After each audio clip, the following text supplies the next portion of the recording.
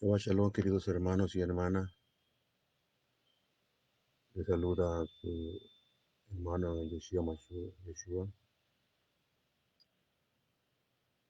hermano Leo, desde Siria, la comunidad de sus hogares, allá donde se encuentre usted, querido hermano y hermana, y los hermanos que nos escuchan en Honduras, que la paz del Eterno sea con cada uno de ustedes, y El Salvador. Un saludo a mis padres, a mis sobrinos, sobrinas, los ángeles también, mis hermanos, los familiares también, en Virginia, en Carolina del Norte, Texas, Ohio, y a todos los hermanos que están esperando para conectarse con nosotros. Que la paz de Akadosh Baruj sea con cada uno de ustedes, mis queridos hermanos. Como siempre, ya sabemos que es costumbre de nosotros hacer una transmisión, hermano, a estas horas, en este día, que el Eterno nos da para que lo apartemos y reflexionemos en la, en la palabra del Eterno, para poder perfilar así nuestras vidas en la próxima semana que el Eterno nos va a dar.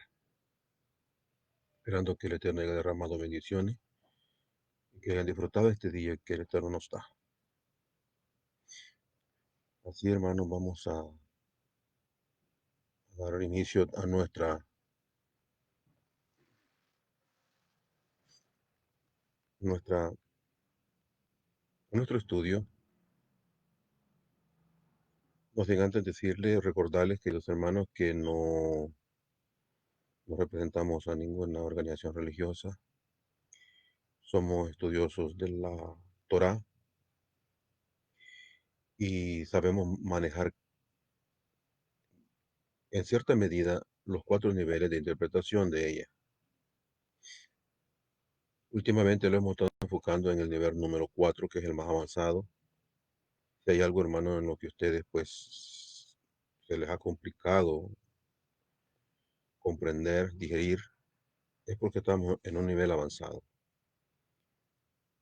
El tema que hoy vamos a tocar no va relacionado, hermano, con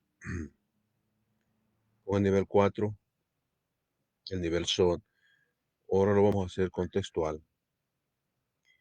Y quiero disculparme, hermano, por la última transmisión que hicimos el sábado pasado, porque en la parte última que de lo que transmitimos, no pareciera que un poco se nos salió de control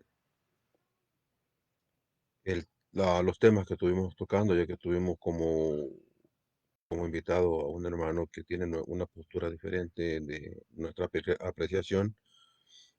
Mas, sin embargo, todos ustedes que se han conectado con nosotros por algunas clases pasadas, sabrán que nuestra postura, hermano, está relacionada con la postura de todo el pensamiento hebreo, como pensaban aquellos grandes hombres, empezando desde Abraham vino en adelante y pasando por Moshe Rabeno, los Navín y los Shailahin y Yahushua, nuestro Melech. Hoy vamos a compartir con ustedes, hermanos, un tema muy sencillo. El Mashiach, rey de Israel. El Mashiach, el rey de Israel. Así. Y para empezar, hermano, quiero que vaya conmigo a una lectura. En primer lugar, hermano, quiero pedirles de favor de que tengan una Biblia por lo menos a mano, por lo menos una Biblia. Cuando pueden tener varias más versiones, está bien. y un, un libro y un lapicero o lápiz para que hagan anotes, porque somos estudiosos. A eso nos dedicamos, especialmente este día. Matillajo, capítulo 16, verso 13 al 17 dice, al llegar a la región de Cesarea de Filipo, Yeshua preguntó a sus discípulos, ¿quién dice la gente que es el Hijo del Hombre?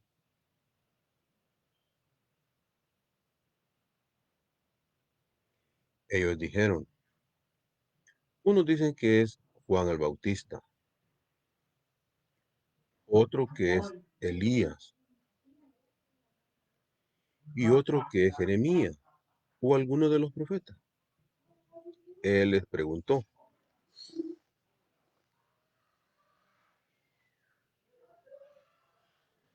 ¿y ustedes quién dicen que soy yo? Simón Pedro respondió, tú eres el Mashiach, el elegido del Elohim viviente. Entonces Yeshua le dijo, dichoso eres Simón, hijo de Jona, porque no te lo reveló ningún mortal, sino mi Abba que está en los Shammai. Bueno, algunas versiones, hermanos, aquí vierten o traducen el hijo de Elohim o de Dios.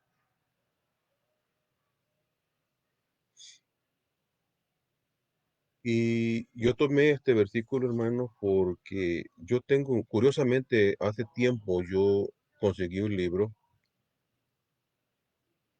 que todavía lo cargo ahí. Es muy viejo ese libro y tiene el título así, ¿quién dicen los hombres que es el Hijo del Hombre? Y en mi opinión, esa pregunta, bueno, en mi opinión, y cabe de explicar, hermano, que esa opinión no es una opinión al azar, que yo la estoy pescando en el aire. Deduzco mis opiniones prácticamente por lo que leo en las mismas escrituras.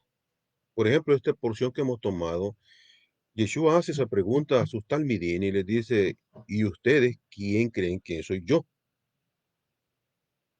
La pregunta es esa. Si no hubiese habido una respuesta, se tuviese sentido de que si hubiese escrito un libro, esa es en mi opinión, mi interpretación que hago de esto, para seguir preguntándose, para ver si de alguna manera se adquiere la respuesta. Pero en el versículo 16, si usted tiene su Biblia, allí Simón Pedro le respondió a Yeshua. O sea, la pregunta que Yeshua hace inmediatamente tiene la respuesta. Y dice, tú eres el Mashiach, traducido el Cristo en algunas versiones. Dice el Mashiach, que quiere decir el ungido. Y dice el Hijo en algunas versiones de Elohim o de Dios o del Elohim viviente. Ahí está la respuesta. O sea que en la percepción de Pedro, teniendo la figura física de Yeshua en persona ahí presente, él percibe, entiende por una inspiración, es decir, por Ruach HaKodesh, que Yeshua, la persona, el Rabí Yeshua, es el candidato ideal para venir a ocupar el puesto de ungido. o del rey de Israel, porque solo en la historia o en las escrituras hebreas hay dos personas que son ungidas, y una de ellas es el Cohen Gadol, para que venga a ser el sumo, traducido el sumo sacerdote. Ese es el ungido. Se puede traducir o se puede, ¿cómo le puedo decir? Se puede mencionar o referir a él así como Mashiach HaKohen, el sacerdote ungido. La otra persona y de otra línea que también es ungido es el Melech, o sea, el rey. El rey de Israel también es ungido, por eso es el Mashiach, el ungido, traducido el Cristo. Pero entendamos que la palabra Mashiach, hebreo, significa ungir, ungir. Y para eso está el aceite de la unción. Ya sabemos todo ese proceso. Entonces, tenemos una pregunta y la respuesta inmediatamente. Y en mi opinión diríamos que con esto bastaría, ¿verdad? Con esto bastaría, prácticamente aquí ya no hay más que hablar. No tenemos por qué seguir cuestionando o haciendo la pregunta que Yeshua hizo, tomando el puesto de Yeshua y haciendo, hermano, la misma pregunta que él hizo, porque no tenemos otras personas,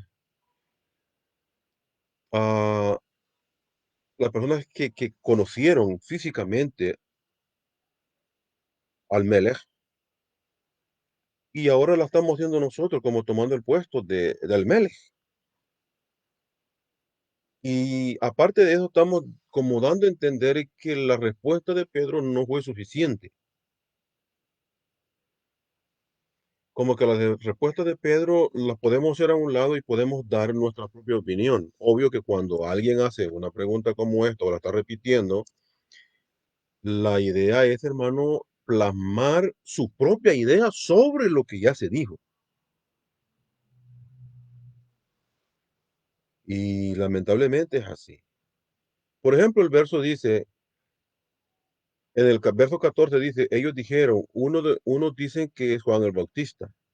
Ahora, esto no pensemos, hermanos, que se refiere a cierta altura de la vida y del ministerio de nuestro Melech, Yeshua Mashiach, ah, acudiendo, acudiendo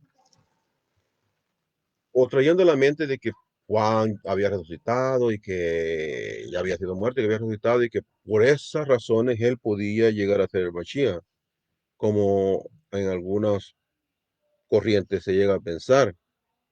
La verdad es que Juan, o sea, Johanan ben Zacarías Hacohen, en su apogeo en su ministerio, él recibió comisión físicamente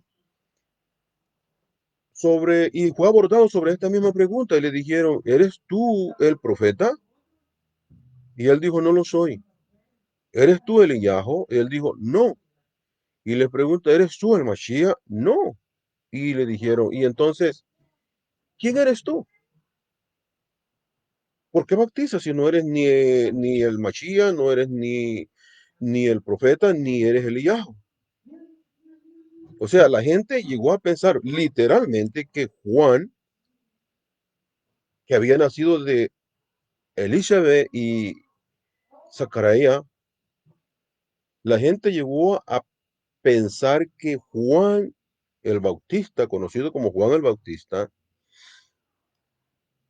podría venir a ser el Mashiach no por la manera de vivir que tenía, ya sabemos cómo él fue criado, pero no fue por eso, sino más bien la manera en que fue concebido. Estamos hablando, hermanos, de una mujer que ya no tiene óvulos. ¿Se explica?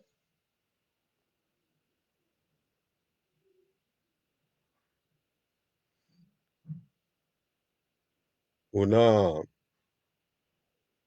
mujer que sus óvulos prácticamente han sido secos ya. Y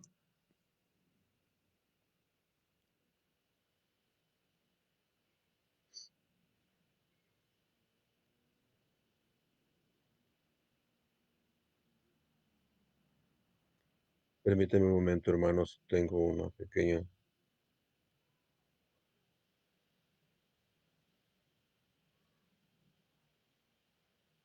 El video parece que está teniendo algunos problemas. Estamos bien.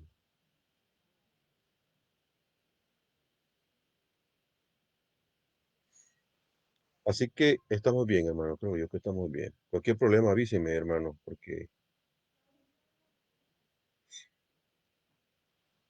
Así que en persona, Juan recibió la comitiva de parte de los Kohanim para preguntarle si él era el Mashiach. Así que cuando Yeshua le pregunta quién dice la gente que es el Hijo del Hombre, obvio que no está refiriendo a él así en una manera directa.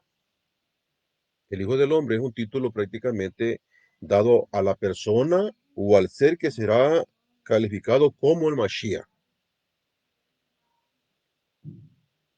Y la gente, de acuerdo a la declaración de los Shailajin, de los apóstoles, de acuerdo a esa información que ellos han recopilado de la gente puede, tiene en su mente varios candidatos para que vengan a ser el Mashiach, el rey de Israel. Y en este caso, el principal candidato para tal puesto es Johanan ben Zacarías Jacob, Juan el Bautista. Otros dicen que posiblemente podría ser Elías, el profeta. Y otros que es Jeremías. O dice, o cualquiera uno de los profetas tienen el potencial. Cualquiera de los otros profetas también tienen el potencial, pero estos tres en primer grado, como candidatos. Hermano, piense como la política de hoy en día, algo similar, para tomar un ejemplo y sea lo que intento explicar más comprensivo. Usted sabe de que primero hay eliminación, por ejemplo, cada partido político pone o aborda a varios candidatos que lo van a representar en las próximas elecciones. Y cada uno oye su propuesta y luego van siendo descalificados hasta que llega a quedar uno solo. Pero todas esas personas tienen el potencial de poder ocupar ese puesto. Por eso es que son elegidos y son propuestos para. ¿Se explica? Pero al final de cuentas se queda uno solo, pues similar a eso es lo que está sucediendo acá. El pueblo pensaba que podía ser Juan, Elías o Jeremías como potenciales candidatos y venir a ser el Mashiach de Israel. Pero aparte de esos tres, cualquiera de los otros profetas tenían también la oportunidad o la capacidad de llenar ese requisito, de ocupar ese puesto vacante en la silla de David, Jamelech. Y ahora si viene la pregunta personal de Yeshua, dice, ¿y ustedes quién? O sea, ahora si viene la pregunta personal, dice, ¿y ustedes quién dicen que soy yo? Ahí se está proponiendo él como como un candidato, como quien dijera, si esos están, si esas tres personas, Juan, Elías, Jeremías, tienen la capacidad de venir a ser el Mashiach, ¿y yo qué? Y Pedro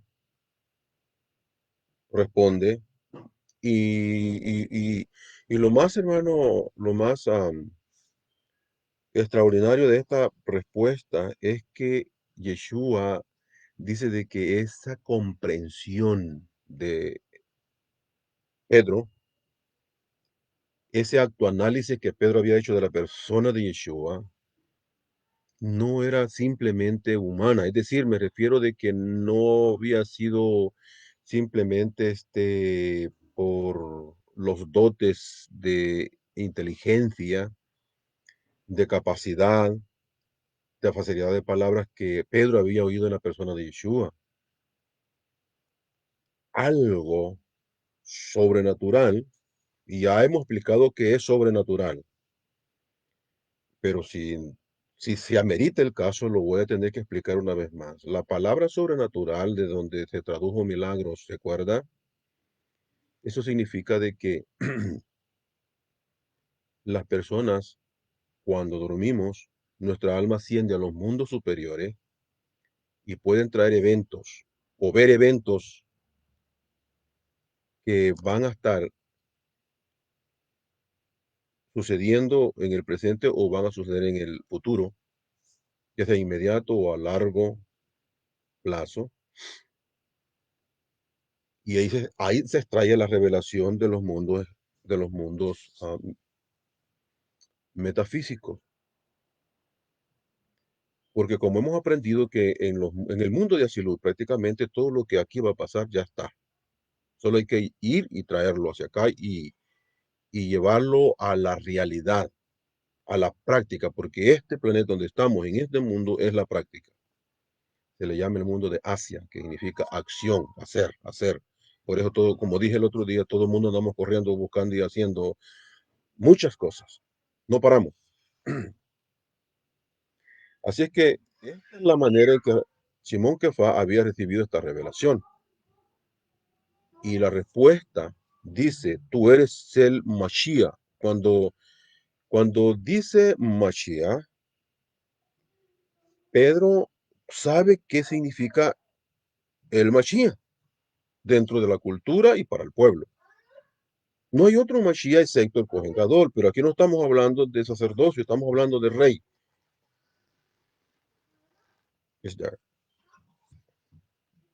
Y como estamos hablando de rey,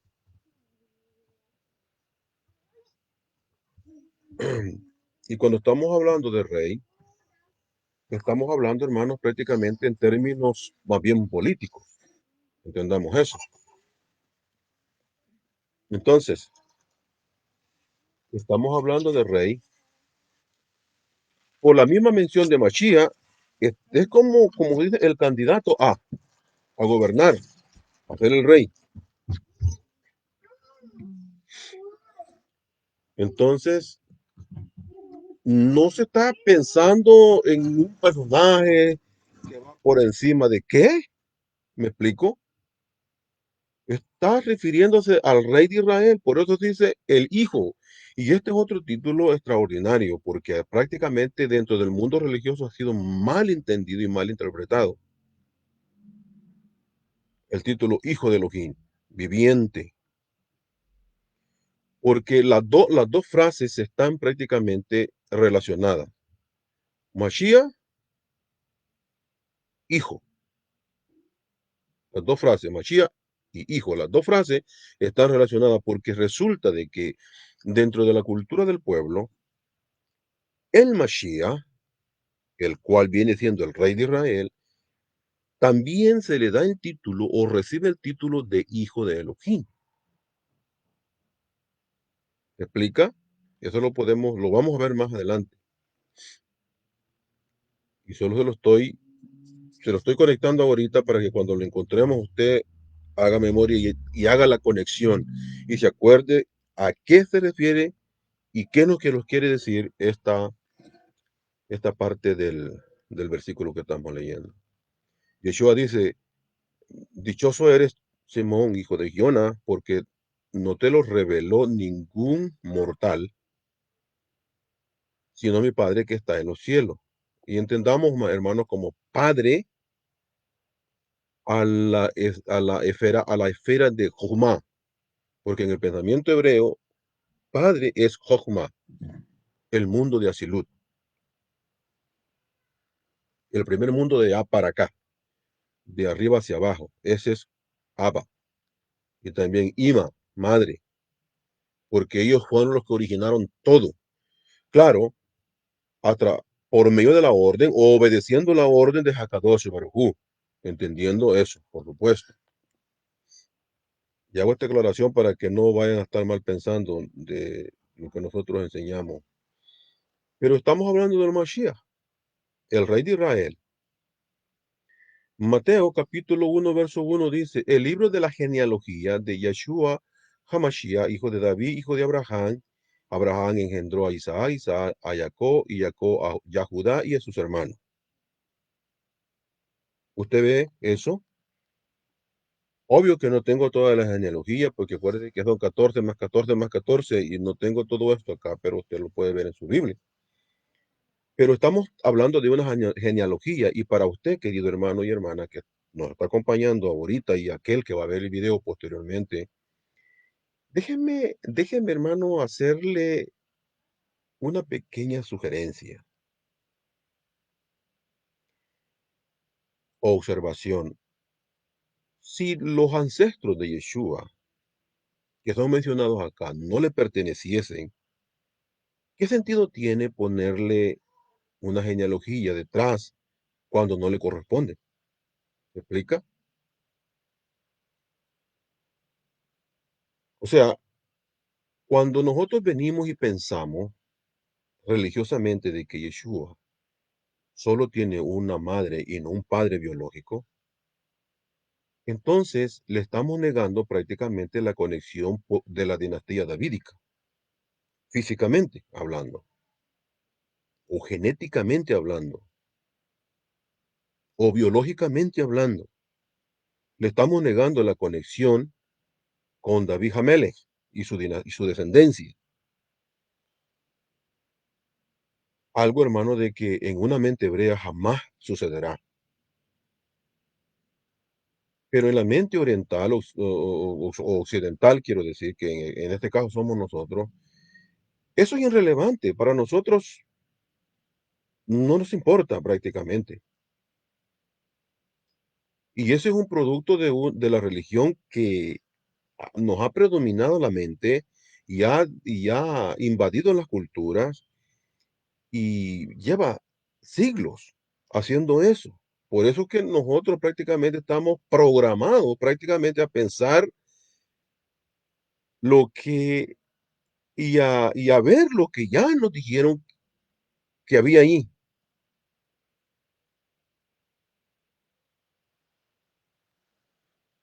He escuchado de esta parte, hermano, esto es bien importante, esta información que continúa es bien importante. Yo personalmente he escuchado al menos dos puntos de vista diferentes al respecto. El número uno, que el alma no sabe, así dice una postura, que el alma no sabe cuándo va a nacer, número uno. ¿Dónde va a nacer? No lo sabe tampoco. ¿En qué país? ¿En qué ciudad? ¿O quiénes van a ser sus padres? Y así sucesivamente. Según esta postura, el alma no tiene ese conocimiento, se le es privada, es de que ello viene como donde, a nacer simplemente donde se le dio la orden que naciese y ya. Y le tocó lo que le tocó. Sin embargo, ahí está una segunda postura, que esta dice de la siguiente manera. Esta dice que al menos se le avisa de antemano que su turno, o sea, las almas, en el mundo de Asilut, allá es el mundo de las almas, se les avisa a las almas de antemano, de antes de que vengan a nacer a este mundo, que su turno de descender a la tierra se aproxima y que tienen desde ese momento el tiempo para elegir a sus propios padres.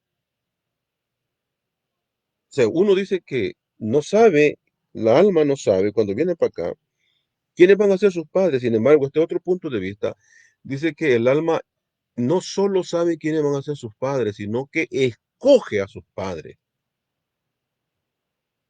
Porque cuando las almas descienden del mundo de Asilut al mundo de Asia, que cruzan todos esos mundos para venir acá, las almas, no hablo del cuerpo, hablo de las almas.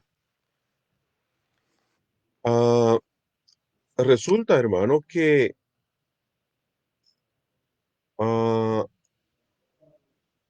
la razón por la que las almas se les requiere descender a este mundo es porque tienen una misión que hacer. Tienen, hermano, algo que venir a hacer acá. Nadie viene acá solo por venir. Aquí no estamos por buenas personas. Porque solo en este mundo de Asia, Malhut, conocido como Malhut, es, hermano, donde el alma puede venirse a corregir las partes o las áreas que se corrompieron, por decirlo de esa manera. Así que hemos aprendido en algunas otras lecciones de que la razón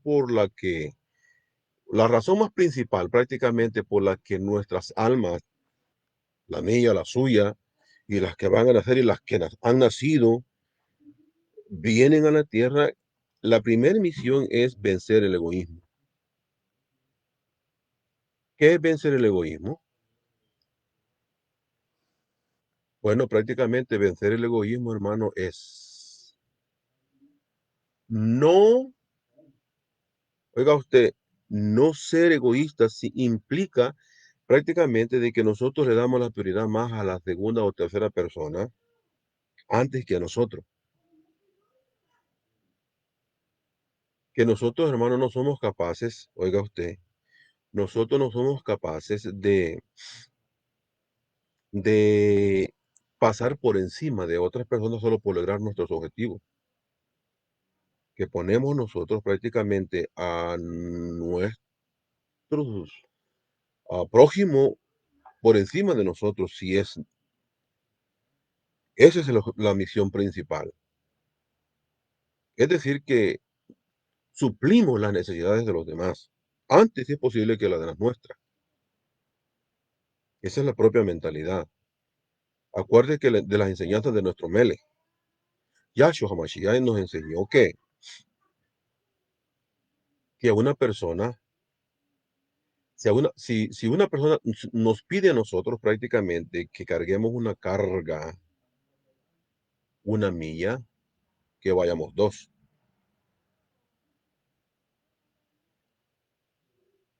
¿Te recuerda? También se nos ha sido enseñado por nuestro Mele que hay que dar medida rebosante. ¿Ve? Así que todo eso es lo que tenemos ahí, querido hermano y hermana. Bueno, entonces tenemos las dos posturas. Una que dice de que las almas no saben y otra que dice que sí las almas no solo saben, sino escogen, porque al escoger los padres, las almas, al escoger los padres más inadecuados, por decirlo de esa manera, les ayudará a hacer su rectificación más rápido. Por eso, cuando el alma pura está allá, se tiene que descender acá a hacer esa rectificación.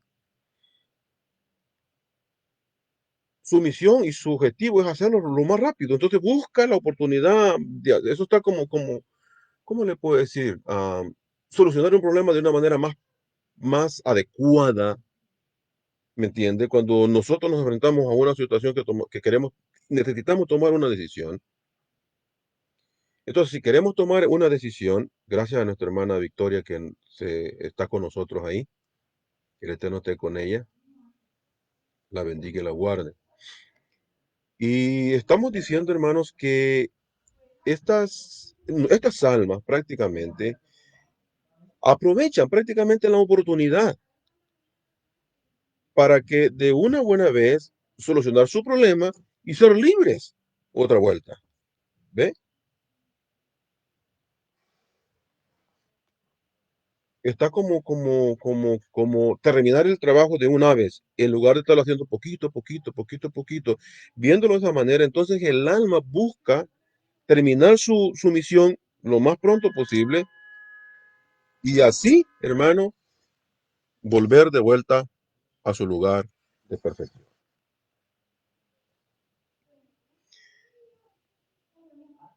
Así que entre las dos posturas, para mí, personalmente, las dos posturas son excelentes. Vienen de dos personas muy, muy sabias, bueno, y viene de los sabios, por supuesto, y son buenas. La diferencia entre una y la otra, en mi opinión, es que eso, hermano, solo depende, o sea, la diferencia depende prácticamente de qué nivel partimos, porque la segunda postura, que es la que nos plantea de que el alma no solo sabe, sino que escoge hasta los padres para hacer su ticún rápido. Esa postura, hermano, viene de lo más alto. Y eso tiene sentido porque ¿sabía usted que, bueno, ya hemos visto que nuestras almas, hermano, ah, en realidad las dos posturas son buenas de considerar. Yo pienso que la diferencia consiste en dónde comienza cada una de ellas, porque hemos aprendido que el alma tiene al menos 5 niveles, ¿verdad? Ok, 5 niveles. Número 1, número 1 es el primer nivel, es el nivel conocido como Nefesh en hebreo. El segundo nivel es Ruach, traducido espíritu. El tercer nivel es Neshama. El cuarto nivel es Yehidah. No, Hayia. Disculpe, hermano. Después de Neshama está Hayia. Y por último, en el nivel 5 tenemos Yehidah. Nuestros sabios nos enseñan que Hayia y Yehidah están por encima del tiempo y espacio. Ellas pueden ver el principio y el fin. No las toca el tiempo, no son perfectas, no están, esas dos partes no están contaminadas, pero la parte del alma que baja, especialmente la parte más baja conocida como Nefesh, esa es la que se contamina. Es decir, entra en ese mundo de rectificación. Es esa parte la que tiene que ser rectificada, porque ha sido contaminada con el egoísmo, ¿ve? Con la envidia, y tiene que desprenderse de eso. La idea, hermano, de ser una persona que acapara todo para poder tener almacenado cosas y cosas y cosas, y a veces ni las ocupamos. Ese es egoísmo, ¿sabía usted? Esa es una expresión de ser egoísta, porque queremos tener, tener, tener, tener. Yo le pregunto, ¿cuántas cosas los discípulos acapararon? ¿Cuántas cosas Yeshua, de cuántas cosas Yeshua era dueño? ¿Y qué decimos, y qué podemos decir de Rashaul? ¿Sabía usted que Rashaul hasta mientras andaba en su ministerio, él mismo trabajaba para poder valerse por sus propios medios? Y a las personas que se mostraban tan tacañas prácticamente para hacer una colaboración con él, ayudarlo para que siguiera visitando más comunidades del pueblo, él, él tuvo que hasta cierta medida reprocharle su actitud cuando les dice que a él no lo quieren ayudar, mientras que a otros sí. Y les dice, y yo fui quien los engendré en la fe. Yo tengo más derechos que ellos. ¿Ve? Y, y él dice que él se había valido con sus propias manos, haciendo el trabajo para poderse mantener. o sostener. ¿Y qué podemos decir de los discípulos? Los discípulos le dijeron a Yeshua, maestro, nosotros lo hemos abandonado todo. Y Yeshua diciendo, el Hijo del Hombre no tiene dónde recostar su cabeza. Ese es el mensaje que está ahí detrás. ¿Qué quiere decir esto? Prácticamente que las almas de estos ariquines fueron capaces de vencer el egoísmo. Porque una de las expresiones del egoísmo, querido hermano y hermana, es querer acaparar.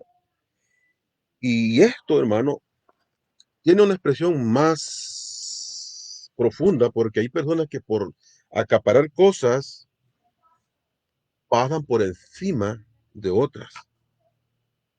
¿Ve? Entonces, esa es la parte que se tiene que rectificar en las partes más bajas de nuestras almas. Amén. Así que tenemos, hermano, Nefesh. ¿Sabe qué? Nefesh. ah, no sé, en español no tiene un equivalente. De hecho, tanto Nefesh como Neshama, Jaía y Yehida, que son palabras hebreas que ya se bien se entienden, y por eso la división, cuando traducen al español, estas frases solo ponen alma, alma, alma, alma, y la gente piensa de que está hablando de un solo, cuando en realidad está hablando de etapas o secciones o divisiones del alma, y cada una tiene su propia función. ¿Ve? Y esa es lo que se pierde en las traducciones. Estas riquezas se pierden en las traducciones, no existen, no se ven. Y por eso es que yo le aconsejo a cualquier persona de que cuando vea una expresión, vaya y averigüe en el original cuál es el significado. Así que se usan 4 palabras hebreas, solo se traduce en una en español, alma. Eso es todo. Pero en hebreo eso tiene su significado. Hay 4 niveles de eso. Y hay uno que es Ruach, o sea, conocido como espíritu. Por lo menos eso sí tiene su equivalente en español, pero los demás no tienen.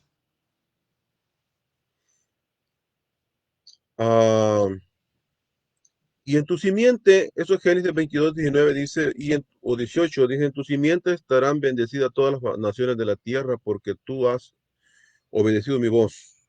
Pareciera que el secreto está en la obediencia. La acción, en, la acción es la virtud de la obediencia. O sea que el Eterno le dice a Abraham Avino que por haberle obedecido, una de sus semillas a través de las generaciones va a bendecir el resto de las naciones. Y el cumplimiento lo tenemos prácticamente en Mateo 1, 1 al 2, que dice, el libro de la genealogía de Yahshua Hamashiach, hijo de David, hijo de Abraham. Abraham engendró a Isaac, Isaac a Jacob y Jacob a Yahudá y a sus hermanos. ¿Eh? Una vez más, estamos conectando a Yeshua con sus ancestros. Y como dije al principio, nunca pierda de vista, hermanos, que si hicimos una pregunta, ¿cómo es posible de que le pongamos una genealogía, un árbol genealógico o una ascendencia de ancestros a Yeshua cuando Yeshua prácticamente en realidad no tiene un padre biológico? Usted podrá decir, usted que está viendo, que tiene su propia apreciación, que ha recibido quizás por años del punto de vista o del mundo religioso, y qué de su madre. Lo complicado de esto, querido hermano, es de que tendríamos nosotros que asociar a Miriam con la dinastía davídica, y no solo con la tribu de Judá, sino con la dinastía davídica. Y aparte de eso, en la cultura del pueblo no es la mujer la que hereda el reinado. a su hijo. Es el padre.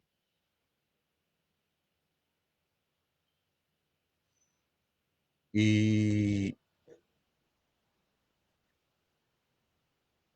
y el testimonio que tenemos de las escrituras es prácticamente de que Miriam o María es parienta de Elisheba, y Elisheba es de la tribu de Leví.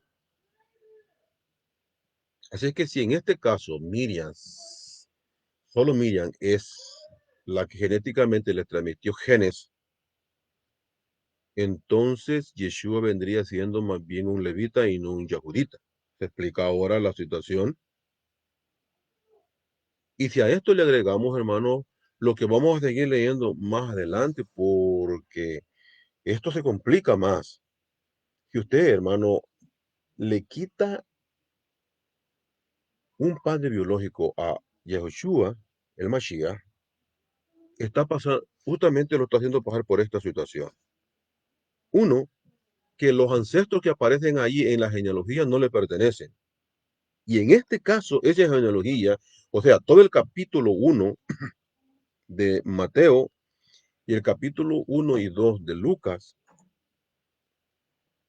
no tienen sentido, porque no le pertenecen a Yeshua. Y sabía usted que los ancestros, en la cultura del pueblo, en aquel tiempo, los ancestros vienen siendo las credenciales, es decir, las evidencias de quién es usted, y que por esa razón le corresponde lo que usted exige o lo que le pertenece. Sin esas credenciales, usted no aprueba. Nadie del mundo religioso se da cuenta de estas cosas, lo omite. No se pone a pensar por qué hay que darle una genealogía a una persona. Nuestros escritores que nos informaron, ellos sí saben. Nosotros hacemos a un lado esos escritos y decimos, no, Yeshua no tiene padre, no hay biología, no hay nada, no hay descendencia, no es de David. Y seguimos adelante con aquella doctrina que nos metió el mundo religioso. Esto me lo estoy inventando. Vaya conmigo a 2 Samuel capítulo 7, verso 12, que dice, cuando tus días se cumplan,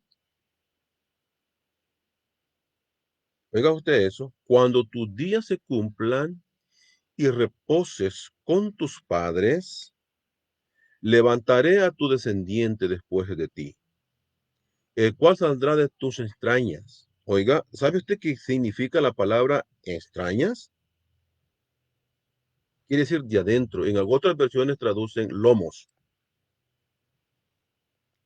Y saldrá de tus lomos, de tus extrañas, y estableceré su reino. O sea, esto es aquí, hermano, donde comienza la transferencia de la promesa hecha a Abraham hacia David. O sea, la transferencia de la simiente. ¿Ve? Por eso usted va a leer Mateo 1:1, que dice, esta es la genealogía o los ancestros de Yahushua el Mashiach, hijo de David, hijo de Abraham. ¿Ve la conexión?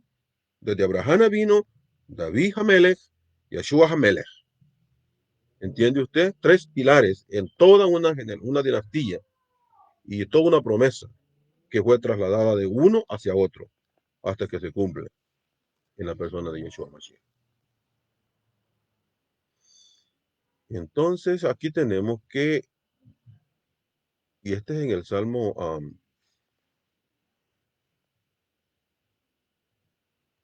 7:12, de tus extrañas. No estamos hablando aquí, hermano, alegoría o espiritualidad. Está apuntando extrañas. Se explica. Y el Salmo 89:3 dice, yo he hecho un pacto con mi escogido. ¿Y sabe usted a quién se refiere? En realidad se refiere a David. De hecho, lo dice el versículo, he prometido a David mi siervo. Ahí está claro. Es David. David, hermano, David. Salmo 132:11 dice, el Eterno ha prometido a David una verdad de la cual no se retractará. No se va a echar para atrás. Se la prometió y si no se echa para atrás el Eterno, entonces lo va a cumplir, porque solo hay dos opciones, o se cumple o no se cumple. Pero estamos hablando del Eterno. ¿Y cuál es la promesa? Esta, mire, de tu descendencia pondré sobre tu trono. Y esto es a David. Pero usted está quitando a Yeshua de David. Lo está desconectando de la dinastía davídica. ¿Cómo entonces Yeshua pudiese calificar y sentarse en el trono de David si no es un descendiente de él? ¿No se ha hecho esa pregunta a usted? Aquí hay dos cosas que tenemos que destacar. La promesa de la cual no se retractará. Porque ¿por qué el escritor quiere, ah, por qué el escritor, quien quiera que haya sido, asegura que tal promesa se cumplirá? Él está consciente de eso. Y él nos está, la información que nos está mandando, el mensaje que nos está mandando a través de haber plasmado estas frases allí, es que eso es una seguridad, eso es obvio, espérenlo, eso va a suceder. Ese es uno. Ahora, solo fue el escritor ese del Salmo 132:11 el que nos informa de esto. ¿Qué, qué las otras generaciones del futuro? ¿Qué entendieron de estas promesas?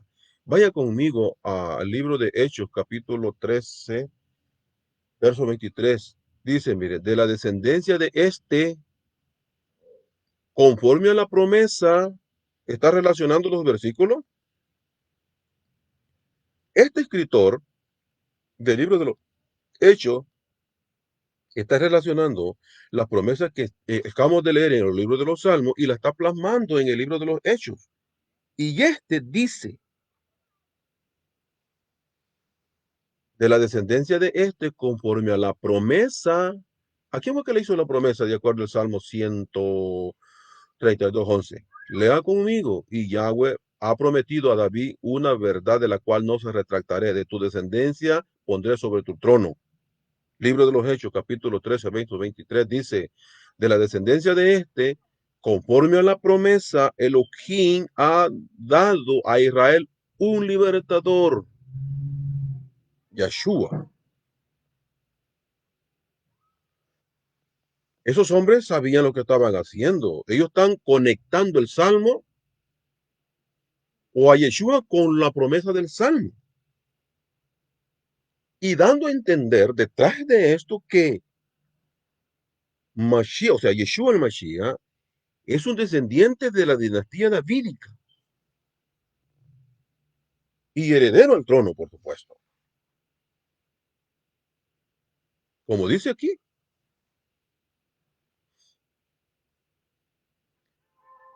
el otro punto es que el trono de David, hay que aclarar que el trono de David estaba o está, siempre ha estado en el monte Sión.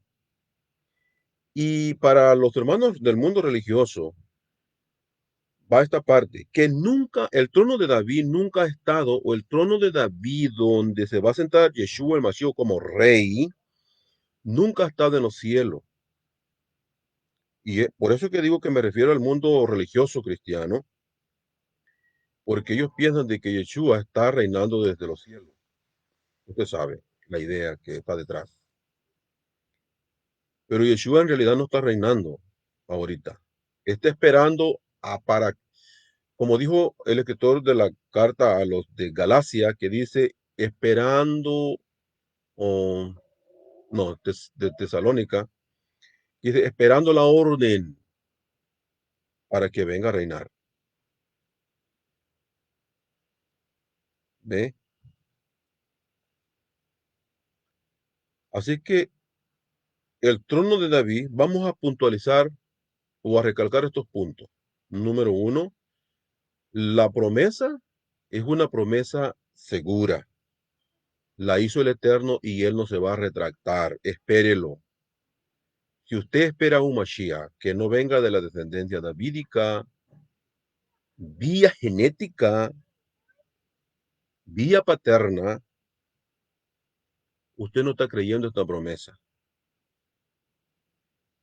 Número dos, que el trono de David nunca está en los cielos, sino en Jerusalén. Ah, y aparte de que usted está desconectando al Mashiach de la dinastía davídica, está haciendo de que lo que el Eterno prometió no lo está cumpliendo. O sea que está poniendo entre comillas, una promesa que hizo el Eterno. ¿No se había dado cuenta de eso? Cuando usted piense lo contrario, lo que la escritura está diciendo, en realidad está haciendo eso. Quizás un poco inconsciente, guiado por la religión o el espíritu religioso, yo no sé. O porque quizás a usted le encaja bien prácticamente esa idea con lo que cree. A lo mejor sí, a lo mejor sí. Pero como quiera que sea, hermano, a la luz de lo que la escritura nos está diciendo, su postura no está bien. Y déjeme decirle con amor que tal postura está reprobada por las escrituras, que profetizaron esto de antemano. Usted no puede estar leyendo, usted puede leerlo allí. De hecho, el estudio siempre queda archivado en, en los archivos del grupo Yerá. Y yo siempre le aconsejo de que si usted no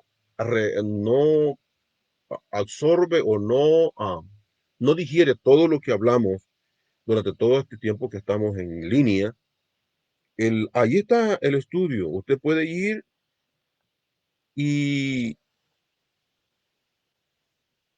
reestudiarlo y dejar preguntas si es necesario.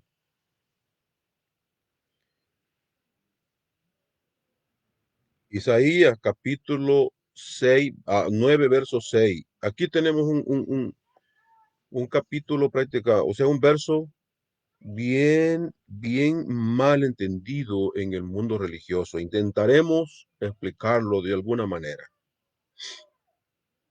Lo vamos a leer y después vamos a intentar desglosarlo, ir por partes.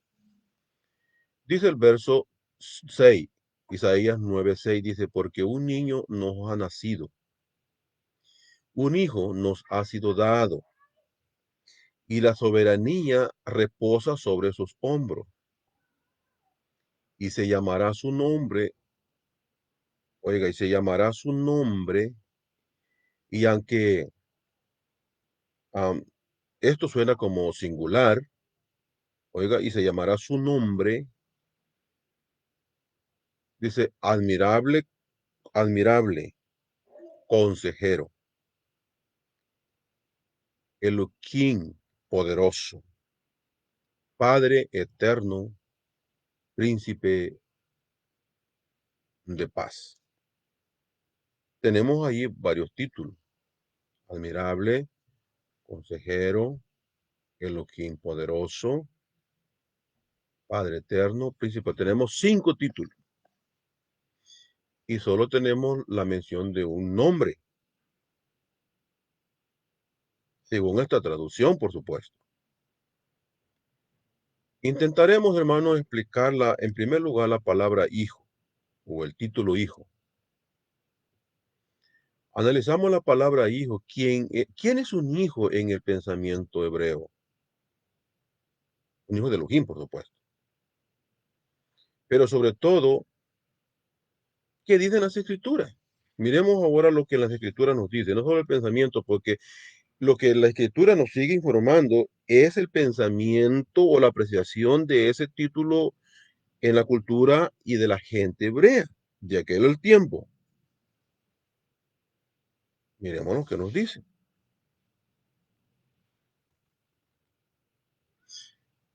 Vaya conmigo a Marcos capítulo 14, verso 61, que dice, mas él callaba y nada respondía.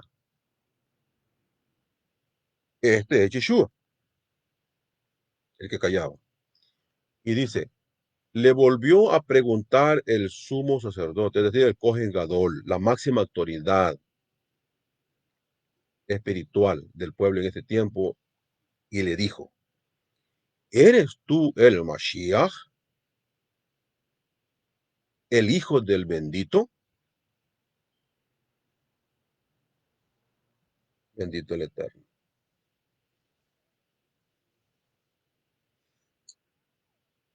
Mire, la máxima autoridad espiritual del pueblo en ese tiempo le dice a Yeshua, ¿eres tú el Mashiach?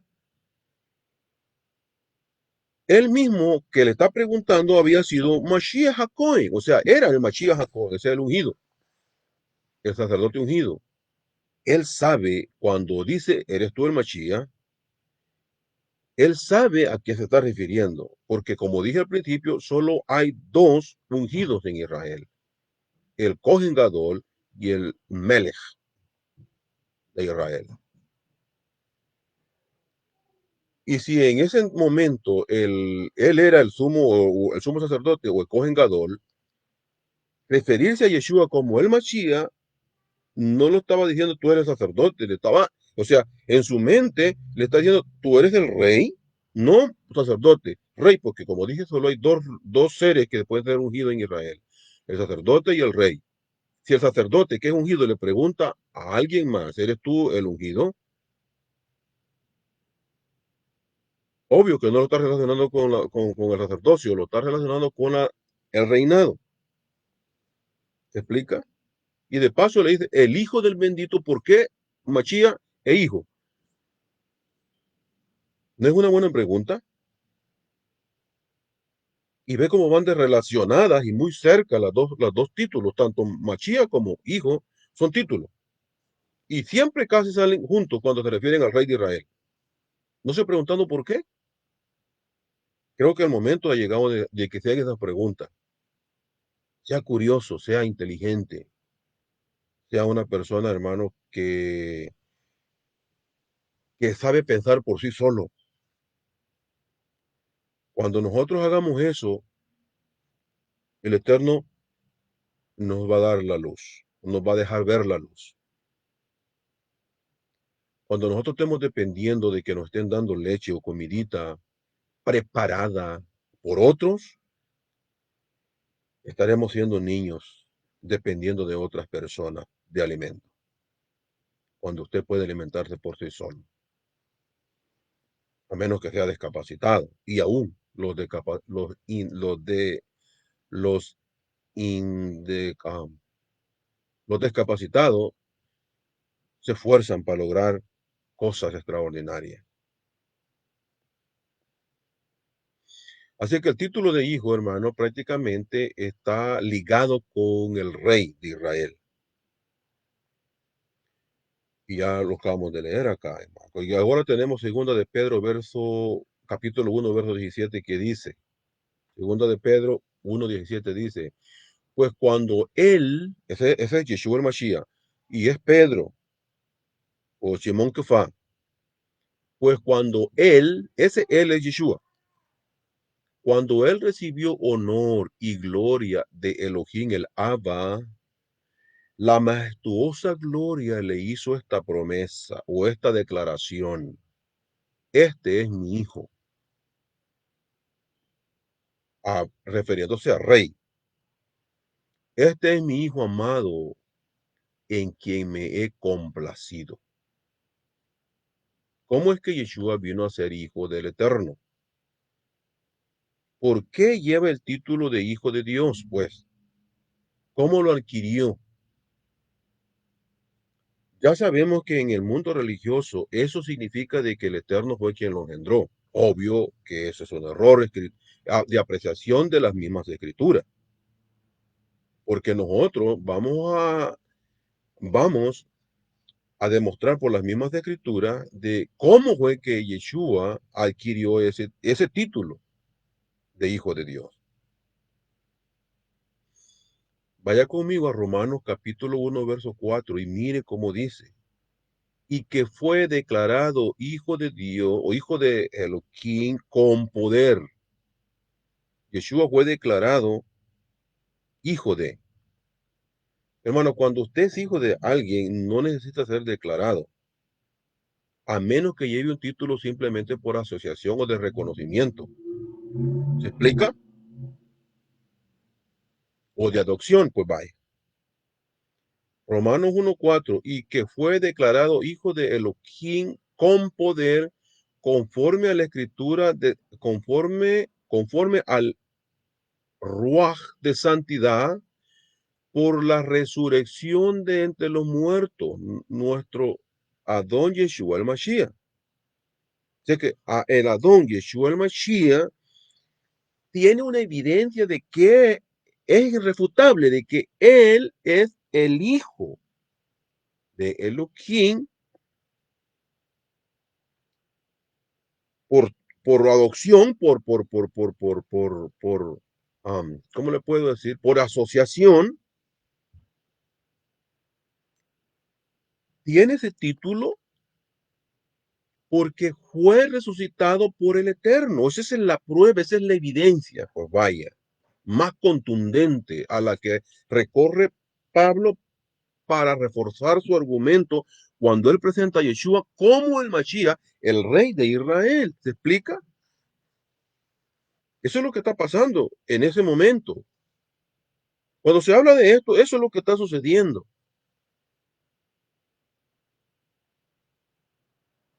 ¿Usted no lo ha visto? Allá ha estado todo el tiempo, querido hermano. La religión no nos deja ver las cosas que en sí nos quieren decir las escrituras. La pregunta que debemos hacernos aquí es, ¿qué tiene en mente el escritor? ¿A qué se refiere? ¿Cuál es la referencia? O sea, ¿de dónde él saca eso? ¿Se lo está inventando? ¿Usted cree que estas personas son capaces de tal cosa? Vaya conmigo al Salmo 2, capítulo, sí, Salmo 2, capítulo 7, capítulo 2, verso 7 dice, ciertamente anunciaré el decreto de Adonai o de Yahweh, que me dijo, mi hijo eres tú, yo te he engendrado hoy. Ahora, voy a tomar la palabra hoy te he engendrado, o sea, la palabra engendrar, porque esto es lo que confunde también a medio mundo. Resulta, querido hermano y hermano o hermana, para su información, si es que usted no lo ha apreciado, porque lo sabe, pero quizás no se ha enfocado, no lo ha hecho parte de esta información que nos quieren dar las escrituras. Sobre este verso, no podemos pasar por alto que en una concepción, o sea, cuando una persona está siendo concebida o fue concebida, hay tres seres que trabajan unidos para que un ser humano venga a la existencia. No pase por alto eso. Número uno, el padre físico. El padre físico, hermano, pone la semilla.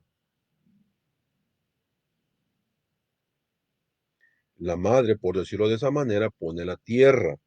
En este caso, el óvulo, que está compuesto y lleno de sangre. Usted sabe que hemos hablado en otras clases de que el óvulo tiene que tener aproximadamente un 83, 87 milímetros, me parece que es de sangre para que pueda albergar un esperma y este pueda ser ¿cómo incubado, por decirlo de esa manera. ¿Me explico? Porque menos de esa sangre, la semilla, el esperma moriría. Así que tiene que tener esa cantidad de sangre para poderse mantener vivo. ¿Me explico? Y ahí los problemas porque hay mujeres estériles o mujeres que han concebido después de que les ha pasado la menstruación, como el caso de Sara, como otras mujeres de las escrituras, Y por qué no decirlo también de Miriam o María, la madre de nuestro Melech. Porque como hemos hablado, hermanos, de que el caso de Miriam, ya que el profeta no dice virgen, sino dice alma, y alma es una persona o una mujer prácticamente que no ha menstruado. No quiere decir que no tenga la edad, porque de menstruar, ¿verdad? Sino que ella no ha menstruado, es decir, no ha tenido un óvulo maduro para ser fecundado. Y eso es lo que nos quieren decir las escrituras. El supuesto milagro está en el óvulo. Hablaremos de eso en otra parte de este tema, no ahorita. Esto lo vamos a tener como preliminar para poner bases sobre ese tema. Así que hay tres personas o seres que participan. El padre pone el esperma, la madre pone el óvulo, o sea, la tierra, y adivinen qué, de esos dos sale un cuerpo, pero no, el padre y la madre no pueden introducirle nefesh, o sea, vida. Esa vida tiene que ser Hakadosh Baruj Hu quien se la transmita. Así que tenemos tres seres trabajando en conjunto para que un ser humano venga a la existencia en este mundo. ¿Me explica?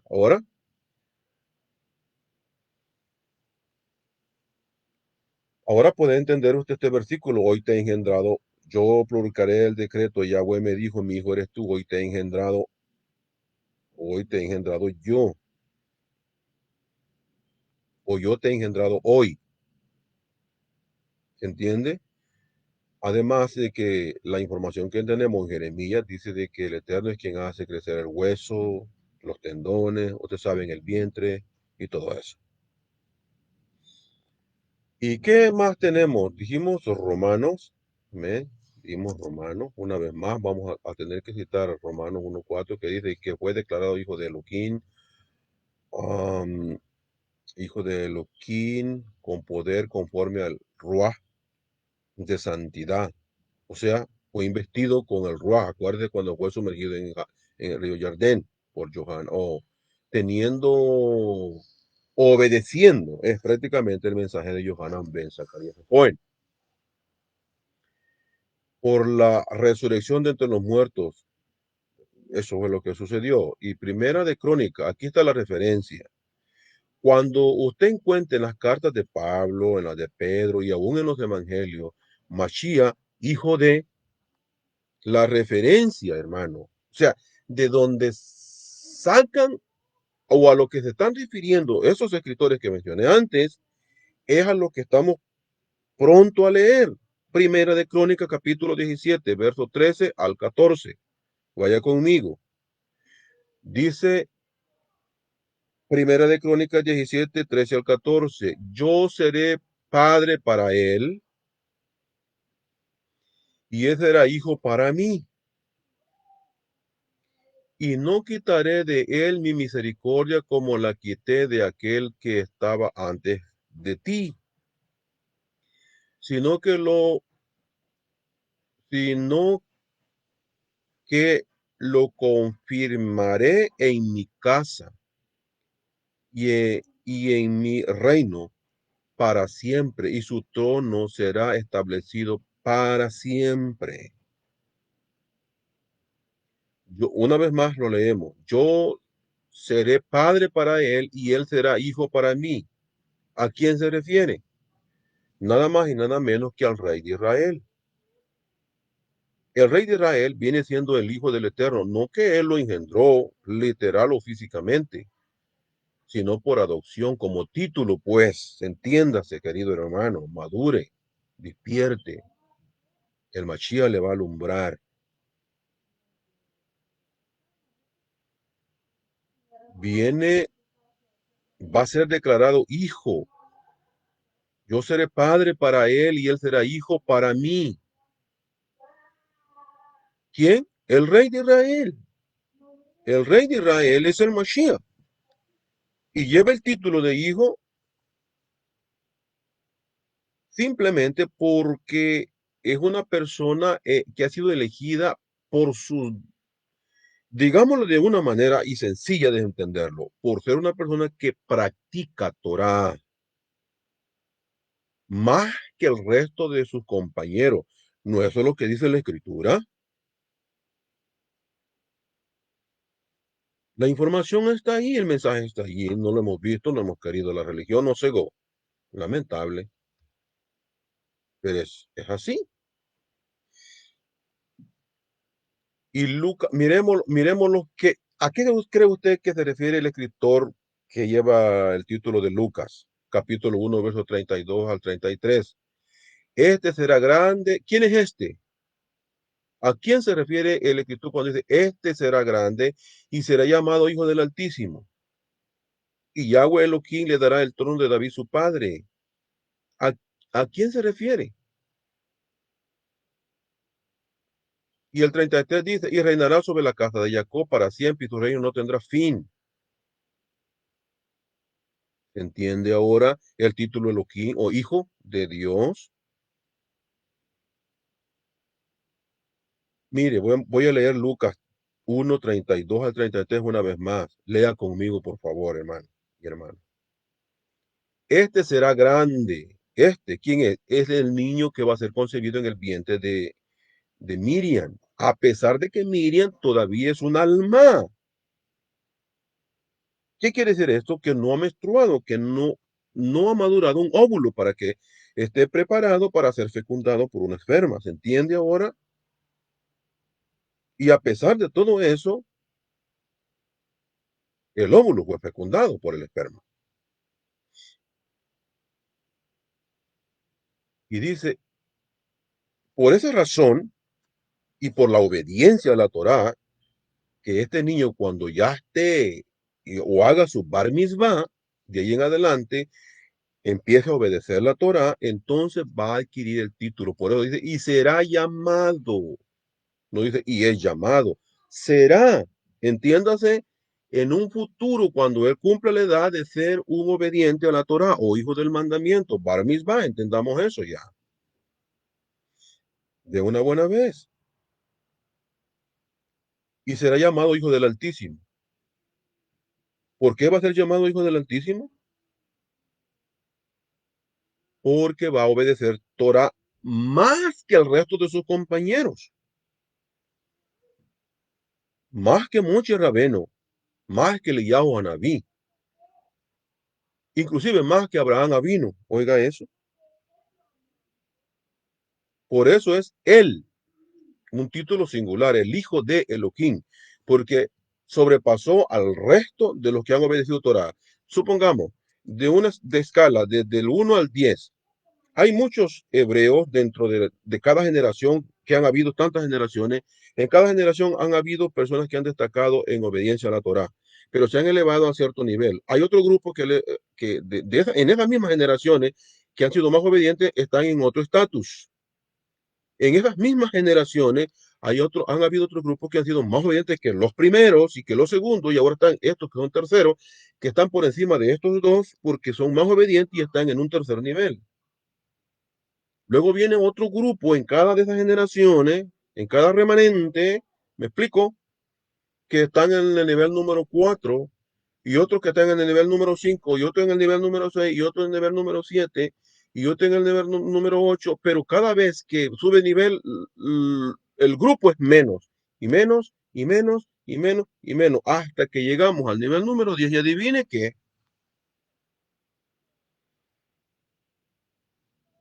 al nivel número 10 solo llegó uno y ese lleva el título de el Hijo de Elohim. Adivine quién es. Acertó. Yeshua HaMashiach, Hamel. Ben David, Ben Abraham, como dice la escritura. Esto que estoy diciendo no lo estoy inventando, lo puede leer usted, Mateo 1:1. Bendito sea el Eterno.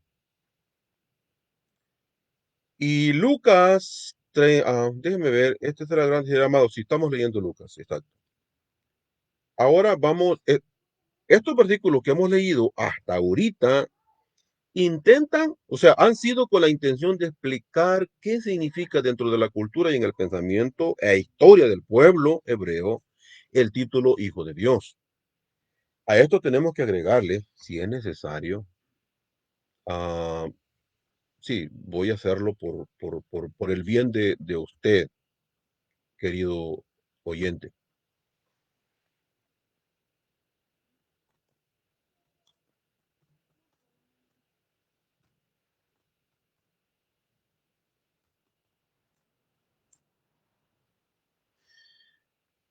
Voy a leerles un versículo más para que tengamos más referencia. Juan, el que conoce como el Evangelio, en el capítulo 1, verso 12, en la Reina Valera 1960, dice, mas a todos los que le recibieron, a los que creen en su nombre, le dio potestad de ser, en una versión dicen llamados, esta versión dice hechos, hijos de Elohim. Ok, ¿qué quiere decir este versículo? Viene del antecesor que dice, a lo suyo vino y los suyos no lo recibieron, entendiendo que lo suyo era venir a ser el rey y actuar como el juez o el Elohim superior de todo, porque el rey de Israel es el Elohim o el juez superior, porque la palabra Elohim en realidad quiere decir, o la que tradujeron Dios, valga la explicación. La palabra hebrea Elohim, traducida a Dios, quiere decir una persona que ha recibido poder o autoridad, en hebreo, koah, poder, autoridad, pero recibió para ejercer cierto ministerio o cierto o ejecutar cierto, ¿qué? Ah, digamos, cierto papel, desempeñar cierto papel, o ocupar un rango dentro de la historia del pueblo. Eso es Elohim. O sea, una persona que recibió poder para hacer lo que está haciendo. Los jueces de Israel, todo el Sanedrín, que son 71, son llamados en las escrituras. Vaya al Salmo 82, me parece que dice, allí dice, Vosotros sois Elohim, o Elohim juzga en medio de los Elohim". ¿Qué quiere decir eso? Jueces. El juez supremo juzga en medio de los jueces, es decir, que el juicio que tienen que omitir los 71 jueces que componen el Sanedrín de Israel, de acuerdo a la Torah, debe de ser de acuerdo a la voluntad del Eterno, porque no va a ser la propia voluntad de los jueces lo que se va a sobreponer sobre la voluntad del Eterno que ya se plasmada eh, intrínseca en la Torah. Por eso es que el juez necesita saber de la Torá para poder llevar a cabo una sentencia o participar en un juicio. Se explica ahora, Elohim reina o juzga en medio de los Elohines. Y una vez más dice el Salmo, vosotros sois Elohim, pero como hombre moriréis. ¿A qué se refiere? A los jueces de Israel. Entiéndase que tanto los jueces como el rey llevan el título de Elohim en hebreo. Eso no se ve en español, por supuesto, y ni tiene sentido en español. Por eso es que es ridículo para las personas asociarlo con el juez, porque para ellos Elohim solo es el eterno, el creador del cielo y de la tierra, del universo mismo. Pues se equivocaron. Ese título, hermano, lo puede, hasta los ídolos lo llevan, por cierto, vaya, para no cansarlo en la plática. Y dice acá el verso que estamos leyendo, Juan 1:12, mas a todos los que le recibieron, los que recibieron a Yeshua como el Mashiach, los que recibieron a Yeshua como el Mashiach, y en especial se refiere a los líderes del pueblo. Entre ellos está Naidimón, traducido como Nicodemo, y José de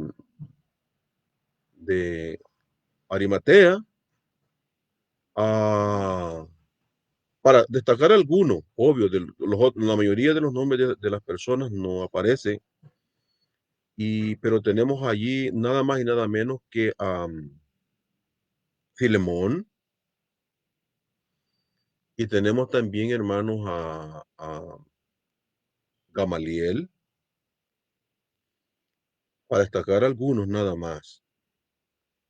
Estos que lo recibieron, que recibieron a Yeshua como el Mashiach, ellos legalmente recibieron el título de ser llamado hijo de Elohim. Y obvio que nos sumamos nosotros también. Si usted ha recibido a Yeshua como el Mashiach, el mensajero del Eterno, el representante del Eterno, si usted lo ha recibido como el Mashiach, el Rey de Israel, entonces también usted tiene derecho a ser llamado hijo de Elohim. Justamente como Yeshua también es llamado hijo de Elohim. ¿Se entiende ahora? Llamados hijo de Elohim. Eso es lo que está diciendo. Eso es lo que estamos leyendo aquí en Lucas. Y este será grande y será llamado hijo de Elohim. Y el Señor Elohim le dará el trono de David su padre y reinará sobre la casa de Jacob para siempre y su reino no tendrá fin. Llamado. No que lo sea como el mundo religioso lo entiende. Como título. Lo mismo que recibieron aquellos que recibieron a Yeshua como el Mashiach en en Juan 1:12. Vale. Ahora, ya que hemos visto, y yo supongo que ha quedado claro para aquellas personas que están viendo esto, y ahí están las evidencias, que el título hijo solo es un título y que pues es aplicable prácticamente no solo a Yeshua, sino también a todos aquellos que son obedientes a la Torá, también reciben el título. Usted me puede decir, sí, pero no a la altura de Yeshua. Sí, entiendo eso. Tal vez en un nivel más bajo o varios niveles más bajos. No importa, al final de cuentas siempre llevan el título de hijo. ¿Me explico? Y también tienen derecho a la herencia, como ha dicho la Escritura, a través de los labios de Rashaul. Y si hijos también herederos. Y coherederos con Yeshua, ¿se da cuenta usted? Usted tiene derechos si ha recibido a Yeshua como el Mashiach. Ahora, si ha recibido a Yeshua como una persona distorsionada de lo que él es, bueno, no soy yo para juzgar, pero pues yo creo que está mal parado. De alguna manera no está apreciando bien lo que la escritura nos quiere informar. Por otro lado, vamos a querer intentar explicar la otra expresión del verso de Isaías capítulo 9, verso 6, que dice, la soberanía, el hijo que ha sido nacido o que se nos ha sido dado, ese hijo lleva la soberanía. Esto va en contraste con el emperador. Acuérdese de eso, porque el emperador era el que llevaba el título de hijo. ¿Me explica? El emperador llevaba el título de hijo, o sea, de soberano. Pero el escritor aquí nos está diciendo que este niño, va a llevar la soberanía, o sea que va a estar por encima de los soberanos de Roma. Esto es con relación al imperio romano, entiéndase eso. Y dice, y brotará un retoño del tronco de Isaí y un vástago vástago de sus raíces dará fruto. Esto es tomando un ejemplo de la agricultura. Vaya. ¿Qué implica esto? Tronco, rama o raíz. Esto es un olivo con sus raíces profundas y extendidas un poco distantes del troncón, pero allá un brotón brotó. Estamos hablando desde Nazaret, desde Belén hasta Nazaret. Allá brotó un retoño, una rama, en hebreo un semaj, semaj, una rama. del tronco de Isaí. La escritura nos está diciendo eso, hermano. No, esto no son inventos. Mateo 9:27 dice, al irse Yeshua de allí, dos ciegos le siguieron gritando, diciendo, Hijo de David, ten misericordia de nosotros. Yo me pregunto, fíjese, ¿cómo es posible de que dos personas literalmente ciegas tengan conciencia de que el Mashiach es y debe de ser un descendiente de David, y que ellos pudiesen reconocer en la persona de Yeshua a ese personaje? Y luego me hago la otra pregunta. ¿Cómo es posible de que el mundo religioso no perciban lo que los ciegos sí percibieron? ¿No le parece un poco caucioso eso? Para meditar. Lucas 1:32 dice, este será grande y será llamado Hijo del Altísimo, y Yahweh Elohim le dará el trono de David su padre. Lucas 1:33. Y reinará sobre la casa de Jacob para siempre y su reino no tendrá fin. Lucas 1:69. Y nos ha levantado un cuerno, o sea, un líder de la de salvación en la casa de David, su siervo. Casa. ¿Sabe qué significa casa?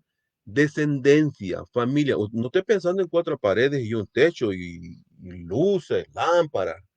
Casa es familia, descendencia.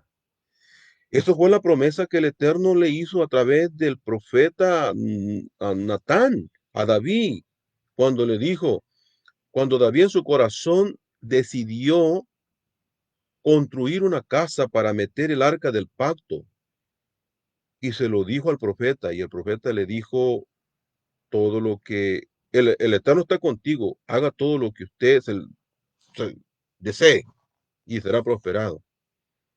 ¿Qué dice en la Escritura? Que en la misma noche el profeta recibió revelación de parte del Eterno y le dijo, dile a David que por haber tenido el deseo de construir una casa a mi nombre, no va a ser él que me construya una casa a mí, yo le voy a construir una a él. Cuando dice casa, es una dinastía que perdurará por las generaciones. Bendito sea Kadosh Baruj Hu. Y dice, dice Juan 7:42. Juan 7:42. ¿No ha dicho la escritura que el Mashiach viene de la descendencia de David y de Belén, la aldea de la cual era David? Esas son dos preguntas en una. ¿Cómo responde usted? Bueno, en la opinión del mundo cristiano, en realidad han dicho, no, él puede venir de cualquier lugar, de acuerdo a la creencia a la que se apegan, por supuesto. Pero, ¿qué dice la escritura? Como los mismos líderes del pueblo están citando acá, pues sí, la escritura ha dicho eso, y si la escritura dijo eso, como dijo Yeshua mismo, yo voy a recalcar, la escritura no puede ser quebrantada, ni por ninguna religión, ni por ninguna percepción que yo tenga sobre ellas mismas, porque no es mía, no es mi voluntad, no soy yo quien dirige el curso de la vida. Hay un poder, está la energía divina que trajo a la existencia este cosmos, quien tiene control de todo, y ella es la que dirige el curso de la vida de cada uno de nosotros, querido hermano y hermana. No podemos nosotros solo porque suponemos y creamos cambiar las cosas. Eso no va a suceder. Lo siento, no va a suceder. Hechos 12, 23, Hechos 12, 23, no, Hechos 12, 13, 23 dice, de la descendencia de este, conforme a la promesa, Elohim ha dado a Israel un salvador. Significa un libertador. ¿Quién es? Yeshua el Mashiach. ¿Y cuál es la promesa? La que leímos en los Salmos al principio, que el Eterno le hizo a David. Romanos 1:3, acerca de su hijo, quien nació de la descendencia de David según la carne, hello, de la descendencia de David. Yo me imagino de que aquellos hermanos que van en contra de lo que esta escritura está diciendo acá, desearían deshacerse de ese versículo. Lamentablemente está ahí, hermano, para su corrección, para instruir, para corregir en justicia.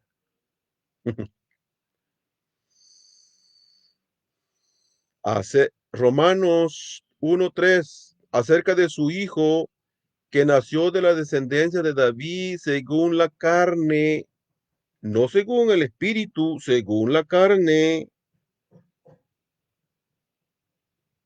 Romanos 9:5, de quienes son los patriarcas y de quienes según la carne procede el Machía, el cual está sobre todas las cosas. Bendito sea Yahweh por los siglos de los siglos. Amén. Gálatas 3:16. Ahora bien, las promesas fueron hechas a Abraham y a su descendencia. No dice y a las descendencias como si se refiriera a muchas, sino más bien a una, a tu descendencia, la cual es el Yeshua. Primera de Timoteo 2:5 dice, porque hay un solo Elohim y también un solo mediador entre Elohim y los hombres, Mashiach y Yahushua, hombre. Segunda Timoteo 2:8 dice, acuérdate de Yahushua Hamashiach, resucitado de entre los muertos, descendiente de David, conforme a mi Besorá o evangelio. Este es Pablo escribiéndole a Timoteo y dice que de acuerdo a su evangelio o su Besorá, sus buenas nuevas, Yeshua procede de David. Si su evangelio que usted cree, querido hermano, usted que te está viendo y aquel hermano o hermana que va a ver este video posteriormente, no conecta a Yahushua el Mashiach con la dinastía davídica, no tiene la Besorá que Rachaul está presentando. Su evangelio es diferente al que está predicando Rachaul. Y Rachaul ya dijo que si alguien viene con un evangelio diferente, amén, usted sabe lo demás. No voy a decírselo yo. Apocalipsis 22. Para cerrar, para cerrar. Apocalipsis 22:16. Yo soy Yeshua. O sea, yo Yeshua he enviado a mi malach, mensajero, ángel, como quiera llamarlo, con el propósito de darnos testimonio de estas cosas para las congregaciones o para las comunidades. Y dice, yo soy la raíz de la descendencia de David, el lucero o maguen resplandeciente de la mañana. Se supone de que este testimonio, según el escritor, viene de los labios de Jamel y Yeshua. Y él dice acá, según está escrito, yo soy la raíz y la descendencia de David. En el momento que usted haga aparte Yeshua de esto, de David, está anulando todas estas declaraciones. Y su creencia, o su evangelio, y su fe, y su congregación, y su ministerio, y su apostolado, y su qué, ¿en qué quedarán basados? ¿Cuál es la base? ¿Cuál es el fundamento entonces? Cuidado, el edificio puede derrumbarse. Que Hakadosh Baruj Hu les guarde, les bendiga y esté con cada uno de nosotros y de ustedes por allá, hermanos, guardándolos, bendiciéndolos y protegiéndolos de todo mal. Hasta aquí. Shabbat Shalom.